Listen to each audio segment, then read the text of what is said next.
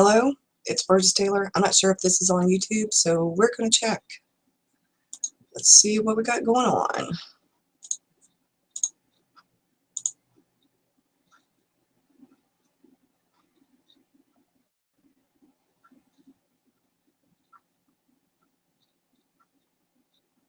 Let's go to my channel.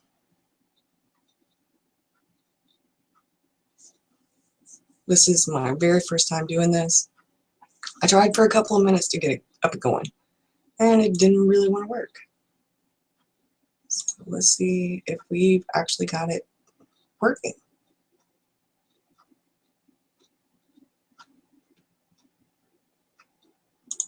Videos.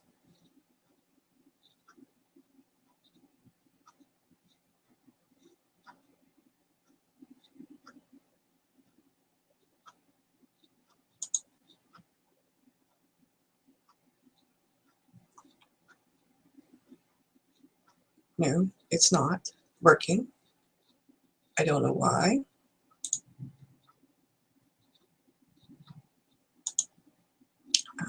Let's see, links. Yes. I don't know why it's not on YouTube, and I don't know why this is showing up backwards. So, let's see.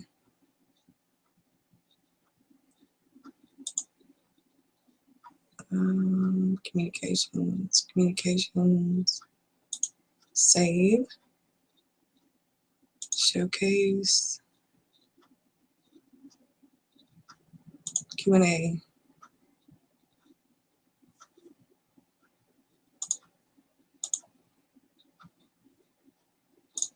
Toolbox.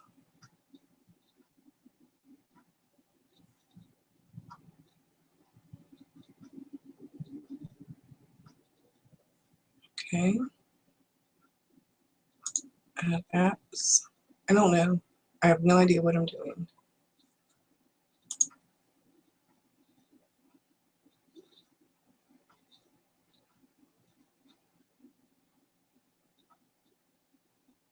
Okay, so I guess, well, maybe it's on, maybe it's not. We'll find out in a few minutes. So I wanted to talk about the Artist Way, and I wanted to talk about creativity and things like that. And for whatever reason, this is showing it backwards. My name is Burgess Taylor. I'm a writer, a blogger, a reader, a coffee addict, an art journaler. This is the book, and it's going to come up backwards, which I absolutely hate. Normally, my webcam doesn't do that. So, but the Artist Way has actually been very helpful to me. And I thought, well, you know, we talk about maybe why and what's been going on. And so far, I'm in week 5, which is recovering a sense of possibility. Now, week 1 was recovering a sense of safety. Week 2 was recovering a sense of identity. Week 3 is recovering a sense of power. Week 4 was recovering a sense of integrity. She says that there are times when we are afraid of failure, success, being wrong, making a mistake, facing the end, rejection. I wrote some of these things myself based on what I read in the book, and that the fear of criticism can cause writer's block or creativity block. She says that, well, and some of this I picked up along the way. Writer's block is more or less procrastination. It's being afraid to write and being afraid that you're not good enough, which is very true, at least for me. I have found it to be so. That once you get into like the creative zone, in order to do that, sometimes you need to surround yourself with things that inspire you, like books or art or a certain cup. If you minimize the distractions, that will help. And that you probably need to find time or moments to write and protect them, mostly from yourself and idle interests that keep you from your goal. Now, I don't know about you, but that's pretty much true for me. One of the things that I have been distracted the most about has been, yeah, being afraid, self-doubt, being afraid to mess it up, being afraid that my ideas and my thoughts about my novel are just not quite good enough, being afraid that maybe what I think in my head and what I actually write down are not necessarily the same. So I kind of wanted to just kind of go over things a little bit. I was really hoping that people would join me, but I don't see anybody. So I'm just gonna, I guess, keep talking. So hopefully this will. I really don't understand all this. I should have. All right, let's see. Go to. I'm not going to go to that. We're going to see, because if it's actually on there.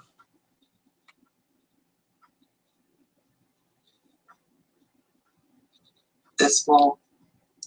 I really don't understand all of this. I should have. All right, let's see. Go to. I'm not going to go to that. We're going to see, because if it's actually on there.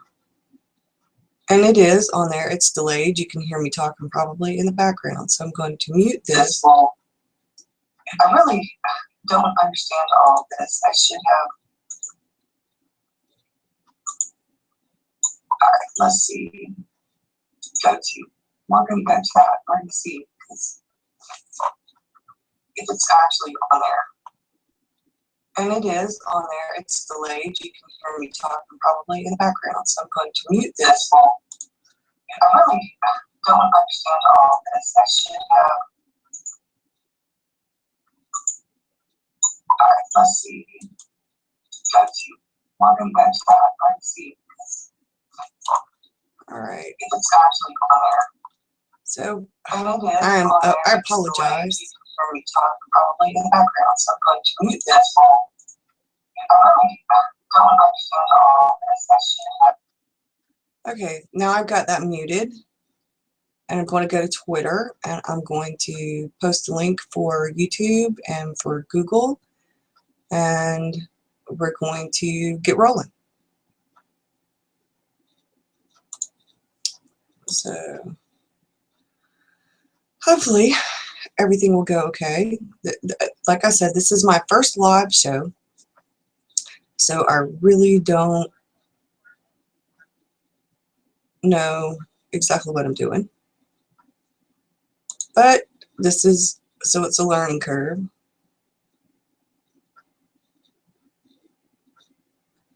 And it's slowing down my computer quite a bit.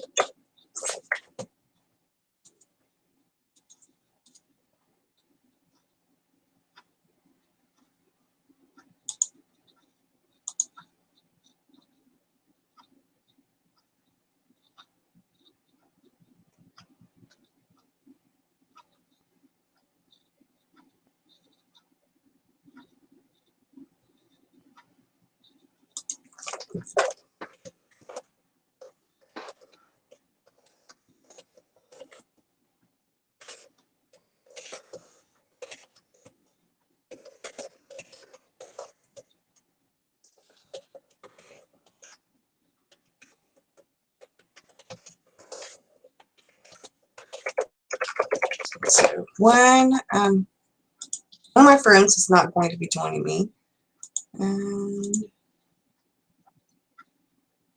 that's just kind of how it goes sometimes. Let's see if I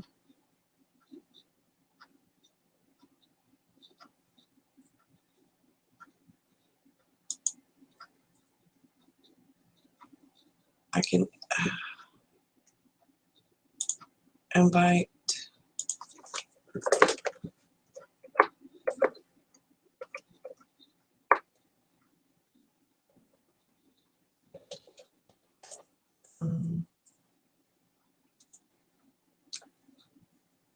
Shauna.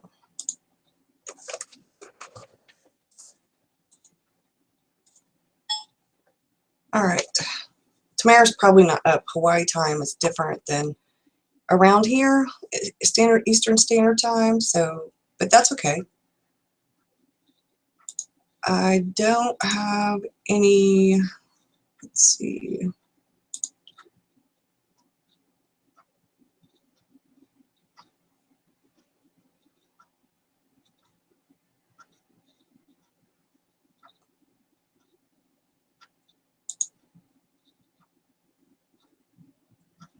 Okay, so let's just go ahead and get rolling. And if you ask questions or want to talk, then that's cool. I'm going to leave the chat open, and I have Twitter open for notifications. And Google Plus is up. So I've got YouTube up and running, and I can actually see. I don't know if anybody can comment or not. It says that there are comments available, so hopefully that will go okay.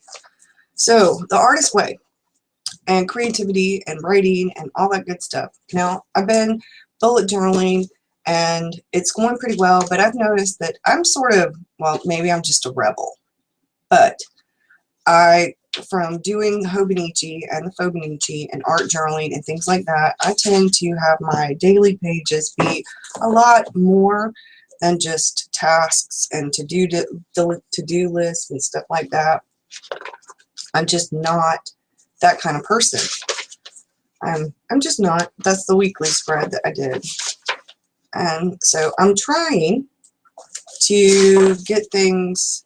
That was yesterday. We had power outages last night. The wind was blowing anywhere from 20 to like 40 or more miles per hour, depending. There were accidents.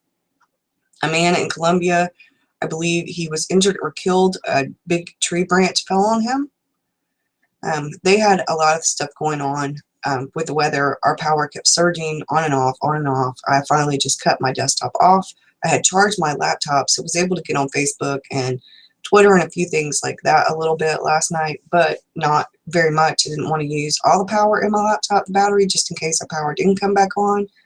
So, yeah, and my husband and I read for a while, and we did watch TV for a little while during an intermittent part, and yeah, so it finally stopped, like, I don't know, I guess it was probably about 10:30, 11 o'clock in the evening, and it was very hectic, and I had the flashlights ready and the candles ready, and so it was a little bit scary though with winds that high, because we actually did watch the news and saw where there were people that were injured and cars that were messed up, and I'm pretty sure that they said the man was killed, and that's just awful.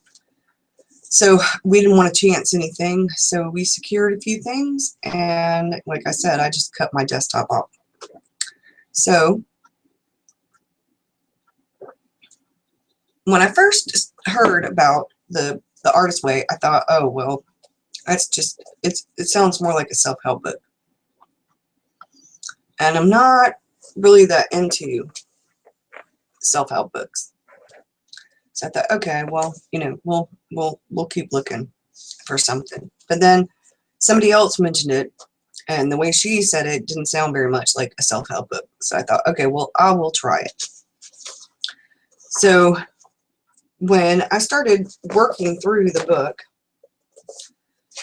she talks about how the morning pages, you get to a point where you kind of want to avoid them, and that usually means you're right on the verge of success with something, and the doubter in you, the self-saboteur, the things like that, that comes out, and then you end up not doing your morning pages because of that. Well, I didn't really want to do that, but I ended up doing that. I ended up, like, there were quite a few days where I didn't do my morning pages, and I was, ooh. And then I started reading where she talked about why you don't do your morning pages, and I was like, oh yeah, that's me. Hello, that's me. She talks about that you don't necessarily recognize it, but that the recovery process is working. She calls it terra incognita, and that week 4 was about purging things, and she calls it recovering a sense of identity, but a lot of people call it reader deprivation week, where you're not supposed to read anything but The Artist's Way. You have to excuse me, I'm still recovering from being sick. And that, so I did some purging. There are piles of clothes in here and piles of scrapbook paper and stuff like that that I'm still in the process of organizing and purging, because I took this thing seriously. A lot of people are doing the whole KonMari thing. Well, I'm doing purging, and between Maya and her purging and doing some stuff because she's going to be traveling soon, she's getting things ready over this next year so that she can go travel. And so that means, you know, putting things down to the basics, because it's not like you can travel with what you have in your house and then you have to put other things in storage. And so I'm not a minimalistic person. I'm never going to be a minimalistic person. But I'm a hoarder. I'm a bit of a hoarder. That, yeah. I have a old Folgers coffee can that's full of screws and nails and little things like that that I throw in that bin, put the lid back on it just in case we need it. And it has come in handy. We have needed certain things, like a screw will break or fall out of something or whatever, and then we end up needing one, and I have all different sizes in there. And that's just like around the house. I have a drawer that houses like what I call the junk drawer, and the box cutters in there, 2 different kinds of screwdrivers, pliers, the hammer, all the little how-to books that you get when you buy small or large appliances are in there. They ought to be in a folder. I really ought to do better about organizing that kind of thing. But I know where they're at when they're in that junk drawer. They're right there. So if I need something, it's right there. Now, sometimes I have to pull stuff out of the drawer to find what I'm looking for. But that's just how I am. I am a creative, clutter kind of person. I usually almost always have a messy desk because I physically work at my desk all the time. I'm not one of those people that writes in bed very much. I, on occasion, will write sitting in the recliner in the living room. On rare occasion, I will write in the bedroom with a laptop, but mostly I am at my desk. I do my art journaling normally, either on the recliner when my husband and I are watching TV and Mr. Rockstar doesn't mind that at all, or I'm plotting when I'm sitting there, or I'm journaling when I'm sitting there. Other than that, I'm at this desk. I am almost always at this desk. I'm here a lot by myself, and it's quiet, and I get to write, or I get to art journal, I get to watch YouTube videos, I get to figure out how to do things. I love how to do-it-yourself things. I have done a lot of things do-it-yourself. So creativity is natural to me, but what I realized when I started working on the Weeks for the Artist's Way was that I have a great deal of self-doubt, and a lot of that stems from growing up, and not necessarily my parents, because my mom writes poetry, her brothers sing and play the guitar. They are creative people. My daddy's family, both my grandfathers were handymen in a way. They were jack of all trades kind of people. One was a mechanic, one did upholstery work. So I come from a family of creative people. So that wasn't the problem, but my mom and my stepdad and a lot of my real daddy's family, they all come from a time when being a writer or being an artist was a hobby that most people don't make very much money at. That takes them a long time to do that. It's more of a secondary kind of thing that, you know, you need a real job. You need plan A and plan B, because being an artist or a writer or any of those kinds of things are more or less your your hobby, your plan B. That's not something, I mean, your plan, it might be in your head your plan A, but you need something else to put bread and butter on the table. And I understand that mentality, I do, but at the same time, I was pushed towards poetry and writing and reading and art as a hobby, very much so pushed to do those things, to not, but not as a primary job. When I wanted to go to college for journalism, that was sort of my scapegoat job, because what I really wanted to be was a writer. But it takes forever to make money as a writer. I mean, Stephen King didn't get published right away. And he was writing in a little laundry room in the back of a trailer. He talked about when he was writing, some of his books in the beginning, when he and his wife were first married and stuff. He was a teacher for a while. There are a lot of people. J.K. Rowling didn't get published in the beginning. It took her forever to write her first book. She talked about how, she didn't do a whole lot of extra like housework or anything like that. She was busy. All her spare time was devoted to writing. And she made a mention about how she went back. I saw an interview where she went back to the flat that she used to live in. She said it was a lot cleaner, a lot more organized than when she had it, because her free time, what she considered her free time, she spent writing. And I guess she worked on the Harry Potter books, the beginning, for like 10 years. And I've been working on finding my voice, finding my niche, finding what works for me as far as like outlining, pantsing, plotting, all that good thing, all that good stuff, all those good things for the past few years. And I gave up writing and I gave up art for a long time. I wrote poetry, but I didn't really write fiction. And that's always been my thing in the back of my head, even when I had given it up. And I gave it up for a lot of different reasons. But when you do that, when you get back into it, finally, there's the subconscious behind the reasons that you gave it up are still there. Even though you take the stand and you hold your chin high and you say, okay, I'm doing this, the reasons that you gave it up are still kind of underneath the surface. You have that baggage from that. And going through the Artist's Way has helped me rid myself of some of that baggage. But part of that baggage has to do with thinking, okay, the creative stuff in general, my art journaling, my writing, poetry, reading, all those things are a little bit frivolous. I have responsibilities, I have obligations. I should get up in the morning and I should get ready and take my shower, have my coffee, do some exercise, do my morning pages maybe, and then I should be working on cleaning my house or working on doing something that's responsible. Doing art and writing isn't bringing any money in, and maybe I should, but that's in the back of my head. I am very blessed that I have a husband who thinks that it's worth it for me to try this, that he thinks I am extremely talented. My daughter does too. There are people in my family who believe that. I have friends who believe that.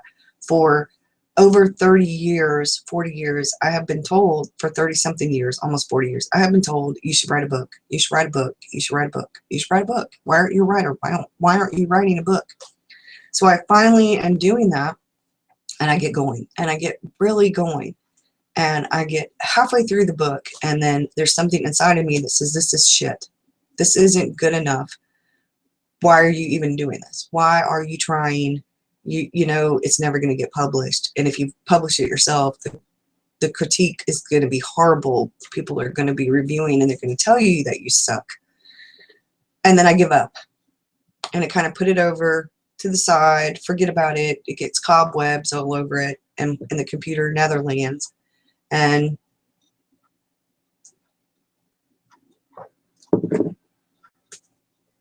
then I get it in my head, you can do this.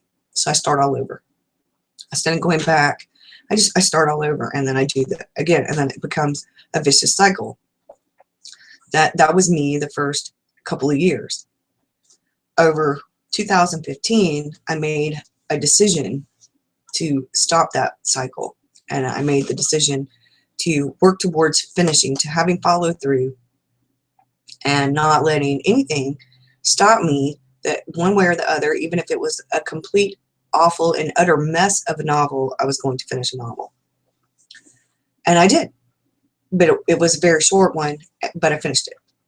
So it will never see the light of day, but I needed to finish one. So now I'm working on the actual novel that I started a couple of NaNoWriMos ago. And I redid the outline. I went through the e-course with Arwen Lynch, and where you're writing with tarot and the hero's journey. And that was amazing to me, for me. It may not be for anybody, for somebody else. Maybe you write differently or maybe whatever, but using that really changed how I looked at things. It opened up a creative door for me that would not have been opened up, I think, had I tried it differently.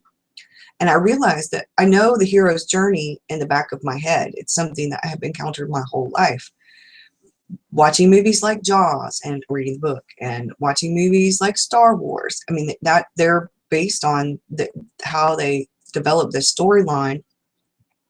For the movie, it's the hero's journey. Harry Potter, the hero's journey. So I can do this, I tell myself. And I realized probably in December, which was a really, really rough month for me because of the holidays and because of family obligations and the stress that comes with all of that, I didn't write really very much at all for the last like 2.5, 3 weeks of December. But I was thinking about my novel. I had my notebook, my writer's journal, my writer journal, and I would write about things in my novel, ideas that I had, things that I wanted to do, where I wanted to go with it, what I thought was wrong with it, that kind of thing. And I started working on The Artist's Way in January.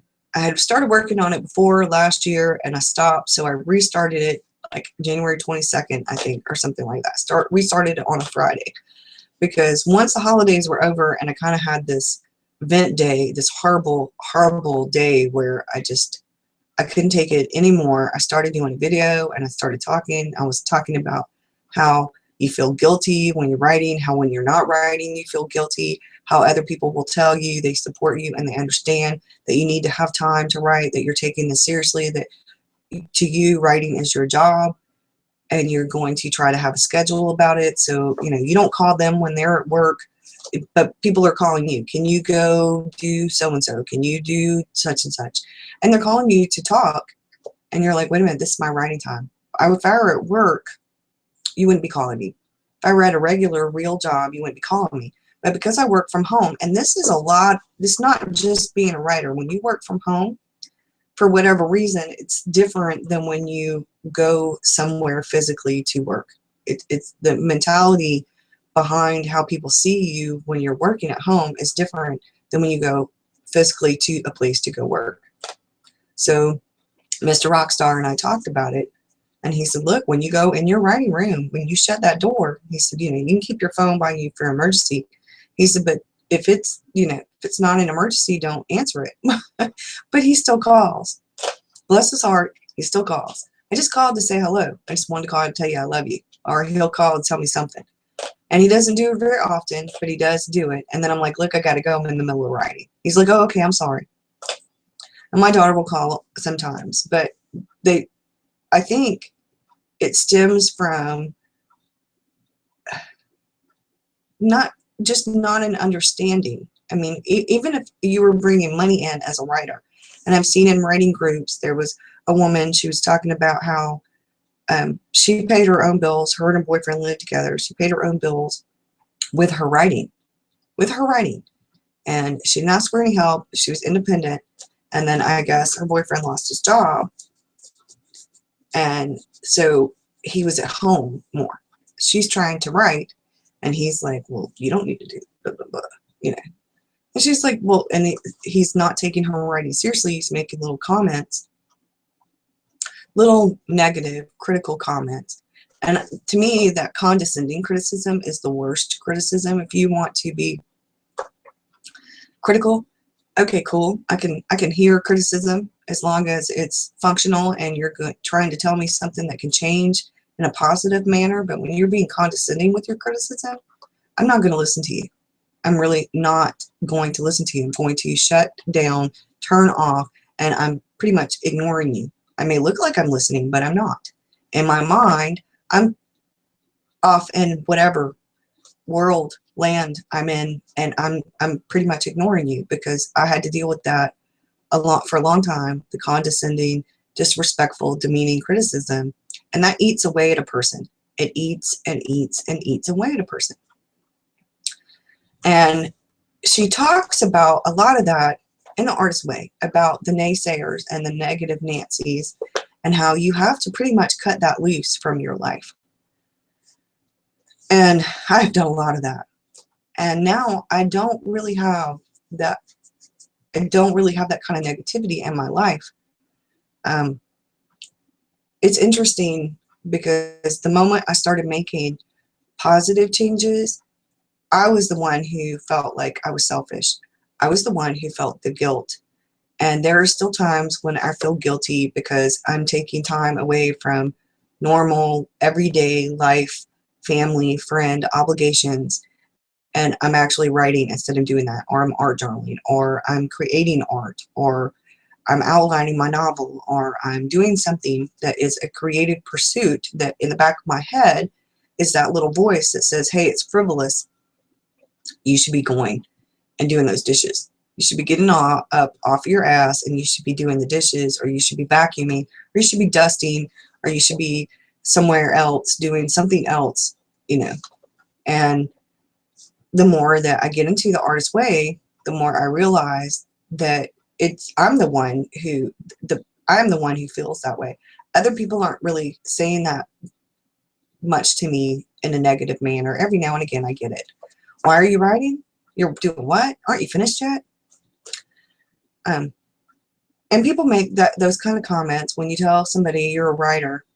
And I just started doing that on and off. I started it about a year ago, and I've been doing it a lot steadier over the past 6 months, even though I haven't published anything in a very long time. And I feel a sense of freedom that I didn't really feel before. I think that has a lot to do with being more creative and opening my mind up more. And part of that has to do with The Artist's Way. Maybe it's a bit weird. There's a lot of, especially right now where I'm at, this part, she talks about God a lot. And if you're not a religious person in any way, shape, or form, just substitute God for your higher self, or your inner self, or your true self, the self that you should be, getting in touch with and listening to, because the person inside of me who's feeling guilty and who is ashamed, or who is angry, or who feels like it's frivolous, that's not my higher self. That's not my higher self. So, like, I think the further I get into this, the more my writing will improve, and the more open I will be. And I think the more I will be able to get on Susan R has this thing with the R's: ritual, routine, rhythm, and like that. And I am finding myself more and more inclined to be on a regular schedule, on a regular routine, finding myself more and more into a rhythm of how I do things, and that in turn feels like a real job. I don't know how to describe it except to say that it feels more real. It feels like I'm finally finding my way. What I had hoped for was finding my niche, finding my path and the process that works for me. And the further I get into The Artist's Way, the more I realize that I'm the one who, I did a lot of self-sabotaging. I did a lot of self-sabotaging. that Terra Incognita and the what she calls the shadow artist. Oh yeah, I related. Even if I didn't want to admit it to myself, I related to it. I talked about how taking an extended artist date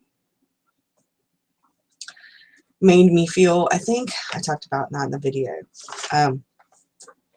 When I go somewhere and I am doing like a little bit of artwork or whatever. Let's see. Like I did this.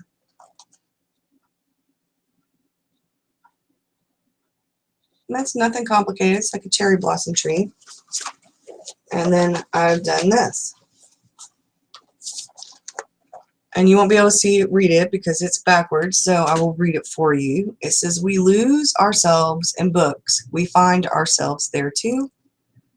That was a quote on Pinterest. I changed up my drawing a little bit from what they have, but so what I usually do when I go on an artist date is I will draw. I will watercolor, and it helps me clear my mind.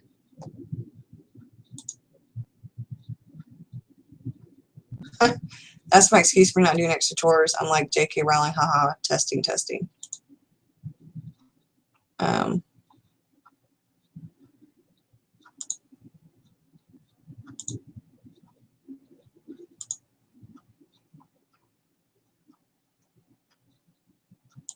Okay.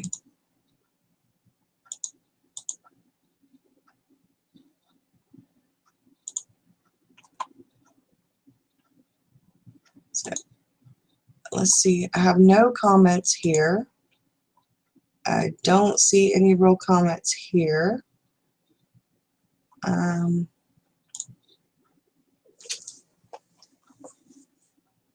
There are, see, Twitter. I have new notifications.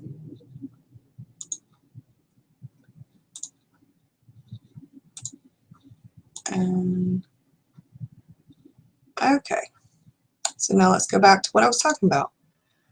If you want, I'm assuming that the comments are open. I don't know. Like I said, I'm rather new to this, so if the comments aren't open, you can comment on the YouTube video. I will paste the link here just in case. I don't know if anybody is actually, so okay. So what I found though is that when I don't art journal, and people's definition of art journaling is different. I don't really get into acrylics or any of that stuff. I like watercolor, I like markers, I like drawing, pencil, pen, sketching, watercolor pencils, anything like that. I love that kind of stuff. I don't really care for acrylic or oil-based paints though. So what I do when I go on an artist date sometimes is I'll take my journal and I'll write, or I'll take, where is it? I had it a minute ago. I just got in one of the 7 Seas Crossfield. This is the grid. It's Tomoho River paper. And as you can see, I did here, I'm going to draw something in the middle. And I think with my bullet journal stuff, I'm going to put the task stuff, the weekly stuff, and then all my daily stuff is going to end up in here, because kind of like a Hobonichi, but I don't have to have just one page, or it's a bit of a Fobonichi. They're like, it's a cross between smash book journaling, regular journaling, scrapbooking, and art journaling is what I do. I put ephemera in my journals. I put pictures in my journals. I put drawings in my journals. I put all kinds of things. in my journals, and it's pretty much a chronicle of my life on a regular daily basis. Some days I don't want to do any of it. I'll write down a quote or something like that, but I don't always put anything in there. I find that the more free I am with it when I don't like set rules to it, the better off I am. Because if I feel like I have to have 1 page per day and I have to do that, then I feel boxed in. Some days I have a lot to write about. Some days a lot goes on. I would like to combine whatever is going on. Like if I write 2,734 words, I want to be able to record that. And I'll have a little typewriter thing, and maybe I'll write that on there, their little typewriter notepad, little tiny typewriter notepad. Persephone got some to go for her traveler's notebook, and so I think I got myself some as well. And I think from now on, once I get past this 12-week process with the Artist Way, my morning pages are going to be in there too, because my morning pages will no longer be so negative. And a lot, well, not a lot. For the past couple of weeks, my morning pages haven't been nearly as negative. Like my stream of conscious that I'm writing, it's a lot more positive. Sometimes I make a list of things that I am doing currently that I want to do, things that I have thought about doing and I'm not sure about. I've talked about how we had a storm and the wind was blowing. It was a little bit scary. The power flickered. Whatever is on my mind, that's what's come out in my morning pages. And it's not so much about the self-doubt and the fear and the anxiety and the stress, whether I'm writing or not writing, because honestly, it's working out a lot better. I'm in the process of completely redoing my outline. I realized that my pacing was all wrong. That's because I have actually been working on the book. Oh, here we go. The Writer's Compass by Nancy Ellen Dodd. Now, this has been tremendous because she does a map of your novel, not like an outline necessarily. And she gives you the words, because one person could say turning point 1. One person could say plot point 1. One person could say inciting incident. One person could say this. One person could say that. And all these different books. She breaks it down and she gives you the terminology, all the terminology that mean the same thing. And she has diagrams, and it's really, really, you're not really, let's see, there I go with the adverbs. Oh, it's a good thing I'm not writing. Stephen King would be. She gives you examples, and by the end of the book, let's see if she's got the map, if I can find it. Like stage 3 is creating vibrant characters. Are the scenes active and relevant? What's working and not working? Breaking up the story. Storyline, timeline. And I went through this and I read this book, but I didn't really do any of the exercises or the work in it. I read it. This time I'm actually doing the work and the exercises. I'm also redoing my tarot spread thing for my book, and I decided that come April, I'm not really going to be using NaNoEdmo. Unfortunately, I won't be ready for NaNoEdmo. But April's camp is going to be my big hardcore thing. I'm redoing things because I'm not getting rid of anything I wrote necessarily. I still have it in the Scrivener project. But I realized that some of it was really good, and then some of it is just absolutely horrible. But the pacing needs some severe work, and the outline itself needs some extra work. So that's what I'm doing, is I'm trying to revamp my original outline because the first 3 or 4 chapters weren't working. It wasn't opening up where the action was. What I realized is if something isn't working for you and you're fighting with it, that causes stress. And part of the reason I realized this was thanks to the Artist Way. So I have my books. Some of my books like this The Emotion Thesaurus. This is freaking awesome. I love this book. Another book that I keep handy and by my desk is this book called Character Traits. And I'm so sorry that this is showing backwards when I do my regular videos. It doesn't do that. But there are a number of books that on writing that are really great. Bird by Bird by Annie Lamott, Writing Down the Bones by Natalie Goldberg.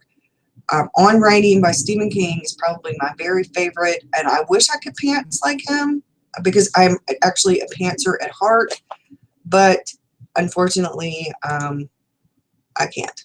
So, let's see. Yeah. Okay, so there are some watching on YouTube and some watching on Google, I think. So I'm good to go. So I have like 10 minutes left, and what I wanted to talk about in the last 10 minutes was creativity in general and why it's important for you to be creative, whether it's writing or art or music. My husband is a musician and he's a truck driver. And when we first got married, he was in a band. He was a lead singer and a guitar player, and he also did solo acoustic shows. He got busier and busier with work. He ended up working for a different company, and he ended up over the road, and he hasn't really been doing the band thing or the solo thing very much. He played a song and sang a song at my cousin's wedding for her first dance. He's done a few things like that, but sang with some friends of his. He sang with the official, what do you call that? Tribute band for Alice in Chains. One of his friends is a guitar player in that. And that's one of his favorite bands. Alice in Chains is one of his favorites. And so that was like a really big thing for him. And he's extremely talented, but it became, after a while, playing in the band and doing the solo acoustic shows, for the most part, it became a chore. It became a duty. And he got to the point where he actually hated it. He didn't have time to practice the way he wanted to. He didn't have time to learn new stuff, which is what he really wanted to do. And it became very much a chore. He said it felt like it was his part-time job and not something he loved anymore, that he didn't enjoy it. And then being over the road, he couldn't do it anymore. Now that he's not over the road anymore, he's a completely different schedule. But sometimes when he comes home from work, if he's stressed out, he'll play the guitar and sing. If he's in a good mood and he just feels like it, he'll pick up his guitar and play and sing. Sometimes he'll just play the guitar, but it always makes him feel good. And that's probably one of the reasons why our relationship works so well, is because we're both creative in a way. And although it may be different ways, but when I come to him and I say, I'm having trouble, this isn't working, I don't know why, I can't write, I feel like I feel I'm stuck, and we could talk about it. And because he understands in a way that maybe somebody else might not. But I've noticed that when he doesn't have time to play his guitar, he gets a little grumpy. And I think it's really important that you do the things that you love, those creative things that make you feel good, that make you feel better, whether it's art or music or writing or poetry, screenplays. It doesn't matter what. I can't imagine, which is why I had such a hard time with week 4, is not reading. I can't function without reading. If I'm going to read the insert that came with my pen. I'm going to read the back of the cereal box. I'm going to read the back of the box that my ink cartridges came in for my printer. I'm going to read. One way or the other, I am going to read. I am an avid reader. Reading makes me feel good. Reading is what helped me cope with losing my father at a really young age, and I have been an avid reader since then. It's my It's my coping mechanism, I guess. And it has been since I was a kid. So I can't imagine not reading. I could almost imagine not writing because I have been for long periods of time where I really didn't write other than journaling, but I was still journaling. I wrote poetry. I may not have written fiction, but I did write something. So I don't know. That's just me. It's just part of my life. And I have realized through reading The Artist's Way that being true to yourself and opening the door up to creativity and opening the door up to realizing that you can, in fact, live a creative life, that you can make time for your hobbies, that you have a purpose, and that we're all gifted and talented in some way, shape, or form. You may not know what your gift or talent is, but it's out there, and we have a purpose. And maybe my purpose is to write a book. Maybe my purpose has more to do with the art journaling than writing a book. I don't know. But I firmly believe that writing a book is part of my purpose. And maybe the art journaling will come in handy because I can do some of the little illustrations that are in my book. Maybe I'll end up doing illustrations for my book. I don't know. I just know that being creative is what keeps me sane. It really is. It's what keeps me sane because I have anxiety and ADHD and depression. And without being creative, I don't even want to imagine what my life would be like.